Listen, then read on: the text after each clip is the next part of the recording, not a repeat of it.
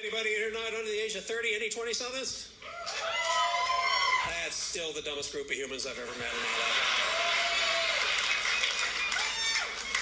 You're not dumb academically, I'll get to that, but you are soft emotionally, I can tell you that.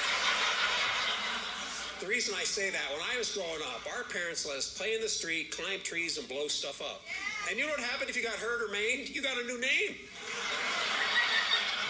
Two friends I grew up with, Amer and Niner. When Amer was 6, he was in the garage with his big brothers blowing stuff up. He lost his right eye. It was closed the rest of his life. He looked like he was aiming a gun. That's how he got the name Amer.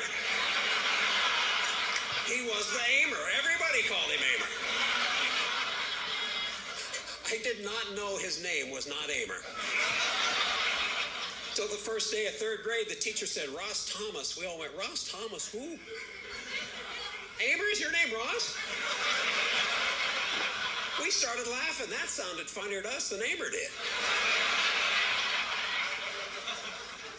And Amer says to the teacher, no, my name's Amer. My mom is the only one that calls me Ross. And she goes, well, Amer, how'd you get that name? He goes,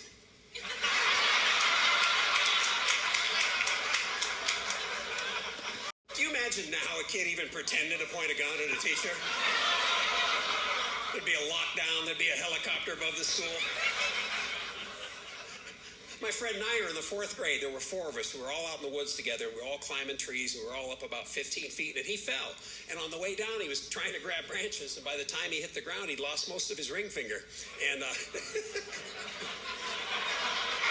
every time I tell this story, I still picture it. It's 55 years ago. It still makes me laugh. Because he got up, and he's dusting himself off. He's going, I'm bleeding somewhere. I'm bleeding. I'm cut. I don't know what.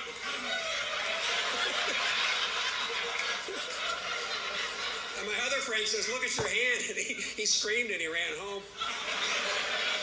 And we all climbed down and followed him, but none of us thought to look for his finger. About 4 days later, he's back in class. His hand's all heavily bandaged up. We're learning about decimal points for the first time in our life. He raises his hand. He says, I have 9.2 fingers. Called him Niner for the rest of his life.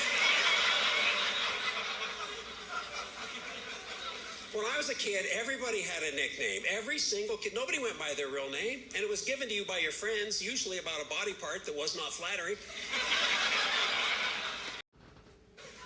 I had friends who were Paunch, Taterhead, Lips, Chin. Lips had big old Pete Davidson lips. Chin didn't have one.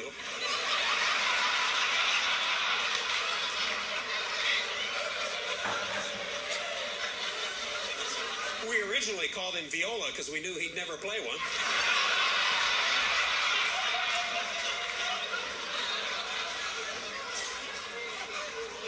I had another friend in high school. He had a short right arm. It was fully functional, but it was a short arm on this side, right? So he had a big hand and a little hand. We called him Clock. Everybody called him Clock. The teachers called him Clock. He was Clock. Clock was awesome, too. He was in my 2nd period algebra class, and we were supposed to be in our seats every day at 9 o'clock when the bell rang, but Clock would always wait out in the hall until that bell rang, and he'd burst through the door every morning like this. It was never not funny. Every single day we waited for that moment and laughed for 10 minutes.